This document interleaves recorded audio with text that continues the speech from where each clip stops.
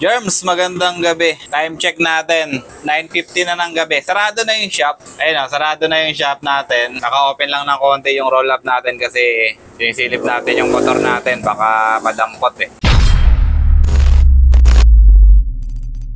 Late vlog tayo ngayong gabi kasi may nag-order sa atin sa Shopee si Sir Steven from Aklan, Visayas. Nag-order siya sa atin ng full setup, MDL, laser gun, tsaka busina. Ito, papakita ko sa inyo yung mga item na ipapadala natin sa kanya. Okay, dito, nag-order siya ng MDL na PLED, tapos ito yung specs niya, 30 watts na ilaw. Ito yung order niya sa atin na MDL, 30 watts, PLED yung brand niya. Ayan yung itsura niya. Ito yung version 2 ng PLED na 4 wires. Ayan. Tapos dito, ito rin yung order niya sa atin na laser gun. PDD na laser gun, 40 watts ang bawat isa. 40 watts to, 40 watts din to. Tapos ito naman yung order niya sa atin na busina. Bosch Europa. Yan yung ipapadala natin sa Aklan, Visayas kay Sir Steven. Shoutout sa'yo, Sir Steven, sa pag-order sa atin sa Shopee. Maraming salamat sa tiwala. Ngayon, syempre, hindi niya naman to maikakabit sa motor niya nang walang wiring. Kaya nagsabay na rin siya sa atin ng harness natin para sa kanyang ADB 160. Ngayon, ipapakita ko rin sa inyo yung ipapadala natin na harness para sa kanyang ADB 160. Kasi mahirap naman mag-order siya nitong mga ilaw tapos wala naman siyang wiring. Kaya eto, sinabay niya na yung pag-order sa atin. Ipapakita ko sa inyo. Ito, madalas kong ipakita sa inyo sa mga vlog natin about sa electrical wiring natin. Ito yung full setup na harness natin para sa ADB 160. Ayan, kung makikita nyo, 6 na relay yan. Yung isa sa busina, yung isa sa laser gun, yung isa sa low ng MDL, tapos yung isa sa high ng MDL. Bali, 4. Meron tayong plus 2 dyan na 2 relay para naman yan sa reverse passing natin. Meron kasi tayong normal passing, tapos meron din tayong reverse passing na tinatawag dito sa harness na ginagawa natin. Explain ko na lang ulit yung harness natin. Kung makikita nyo yung mga color-coded na mga socket na yan, meron yung mga nakatalagang mga switch dyan para pasok dyan, para talagang plug and play talaga yung gagawin ni Sir dito sa kanyang motor. Wala na siyang i-wiring dito kasi kahit yung mga wiring ng MDL natin, wiring ng laser gun natin, tapos yung mga wiring ng natin, ng busina, naka-plug and play na lahat. Wala na siyang gagawin na kahit anong wiring dito sa motor niya. Okay, ulitin ko. Ito yung switch para dun sa kanyang selector ng loud tsaka stock horn. Ito naman yung switch para dun sa kanyang MDL. Makita nyo yung dilaw, yung low, tapos yung blue yung high, tapos yung pula yung supply natin. Dito naman nakita nyo yung cyan, tapos yung red. Ito naman yung switch papuntang laser gun natin. Kasi on off lang naman, isang mode lang naman yung laser gun natin. Ito namang dalawang magkaparas na kulay na cyan. Ito naman ay para dun sa ating passing. Tapos dito sa taas, ito. Mag-focus ka. Tapos etong part na to, ito naman yung papunta dun sa isang natin, dito sa isang Europa. Kasi kung napanood nyo yung ibang vlog natin about sa pag-i-install natin ng Europa, yung isa kasi, asan ba yung ADB natin? For example, ito yung ADB natin. Andito yung isang Europa, dito sa may kanan side. Tapos yung isa dito. Yan. Example na lang kasi nasa labas yung ADB natin eh. Pero ganun pa rin yung idea. Dito sa kaliwa sa baba, andito yung isang Europa natin. Tapos dito sa kanan, sa taas, andito yung isang Europa. Eh kasi ito kasing relay natin, nakalagay kasi ito dito sa ibabaw. Ayan. Tapos, ganito pala, sorry. Nakalagay siya ng ganyan. Tapos yung isang part, itong wire na to, papunta na yan sa Europa natin. Tapos sa pababa naman, wala tayong tagahawak eh. Diba? Ito yung relay natin, ito yung harness natin. Pababa naman dito, ito naman yung papunta dun sa stock wiring ng natin, busina. Yung pinagtanggalan natin ng stock horn natin, dyan natin isusok-sok yun.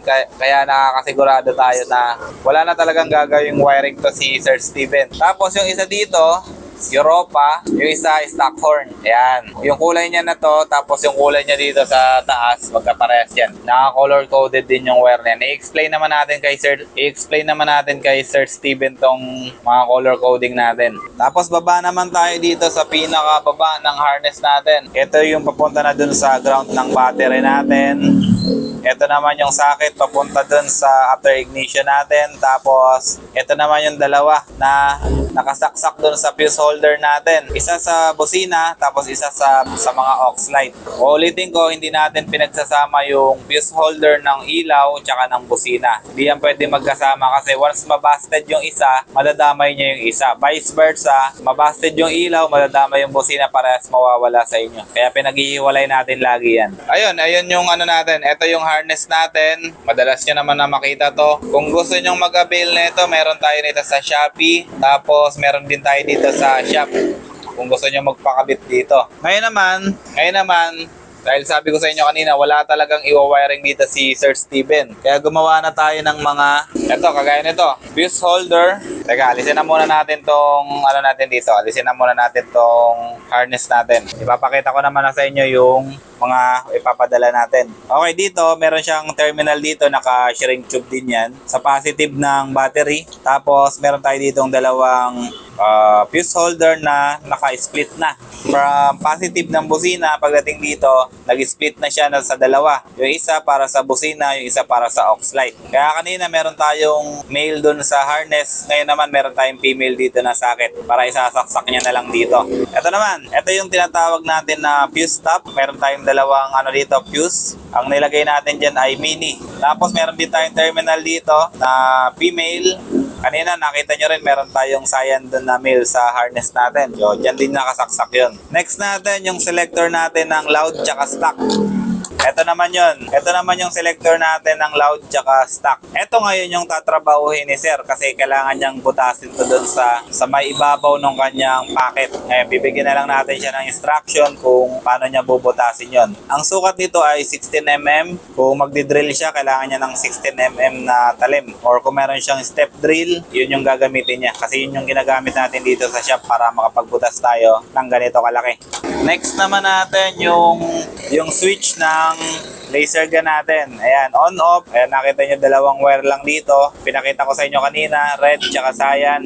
Ito yung switch niya. Isasaksak niya na lang din yan dun sa harness natin. Wala na siyang iwa-wiring. Next naman natin ay yung kanyang passing light. Passing light switch, same lang din. Isasaksak niya lang din doon sa harness natin. Tapos ito i-replace niya doon sa may clamp ng kanyang side mirror or doon sa kanyang brake master. Tatanggalin niya lang tong isa, tapos ito yung kukunin niya, i-replace niya to doon sa may handlebar niya. Ganun din, wala din siyang wiring na gagawin dito. Itatay din niya lang to. Kung paano yon, nagpapadala rin tayo ng cable tie sa kanya, syempre. Ito naman, last na switch natin. Yung tri-switch natin para sa kanyang MDL. Okay? Ito. Tapos yung dulo niyan, dinugtungan natin ng wire para medyo humaba-haba kasi yung supply ngayon ng fake na domino, yung supply ngayon ng domino ko, no, medyo umiikli na yung wire. Kaya nagdudugtong na tayo kasi baka kapusin si Sir or baka maglagay siya ng riser sa kanyang motor. Ayan, nag-advance na tayo. Nag-advance na tayo mag-isip, inabaan na natin ng konti yung kanyang switch para hindi mabitin kung sakasakaling maglalagay siya ng riser. Ito, next naman natin ay yung kanyang socket dun sa laser gun. Tanggalin na muna natin to. Tapos na yan. Ito yung laser gun niya, tapos ito yung ilaw. Yung ilaw niya kasi meron ding quick release na socket. Ito. Yan. Ito yung quick release na socket niya. Tapos ito yung wire niya na ikakabit dapat natin sa harness natin. Ngayon, ang ginawa natin, nagdugtong tayo ng wire, binalot natin ng flexible hose. Tapos yung dulo niya, ganun din, naka-quick release din siya. Kaya wala talaga tayong iwa-wiring dito. Wala tayong iwa-wiring na kahit isa, wala. Talagang plug and play lang tong natin, mga wire natin. Okay, ito yung para dito sa laser gun. Ngayon naman, yung para dito naman sa MDL natin. Ito naman yung ballaster ng MDL natin. Ang ginawa ko, binalot ko na lang to ng magandang klase ng electrical tape para hindi na siya maghiwalay. Tapos yung dulo natin, ayan, rin siya, naka-terminal din siya na quick release socket. Isasaksak niya na lang din to sa kanyang harness.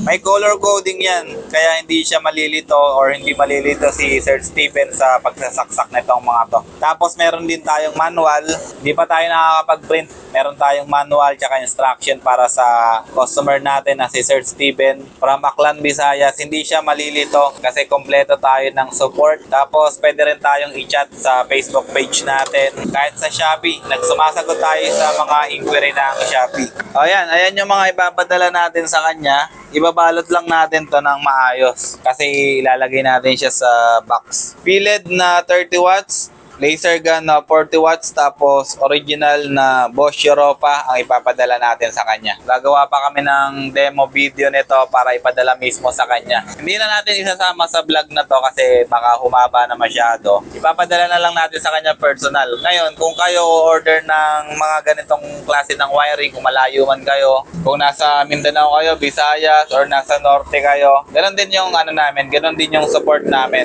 Meron tayong manual, meron tayong nakaprint na instruction, tapos meron din tayong video na isi-send sa inyo. So yan lang, maraming salamat sa inyo. Talagang medyo late na ngayong gabi. Anong oras na? 9:30 na ng gabi, nakasarado na talaga yung shop namin. Ayan o, nakasarado na kami, nakaligpit na kami ng shop. Inabo lang natin tong vlog na to para meron tayong mai-share sa inyo. Meron tayong maibigay sa inyo na information about dito sa wiring na ginagawa namin dito sa JR Motorworks. Kaya yun, maraming salamat sa mga subscriber natin dyan. Malapit na tayo mag 5,000. Kita-kita tayo. Kung sakasakali na magkaroon tayo ng budget, magpaparabol tayo ng Spider na helmet para hindi naman lugi sa mga subscriber natin. Kaya abang-abang lang sa inyo. Maraming salamat sa support ha. Kita-kita ulit tayo sa susunod na video natin kahit ano pa man yan. Maraming salamat. Jeff Rocks out.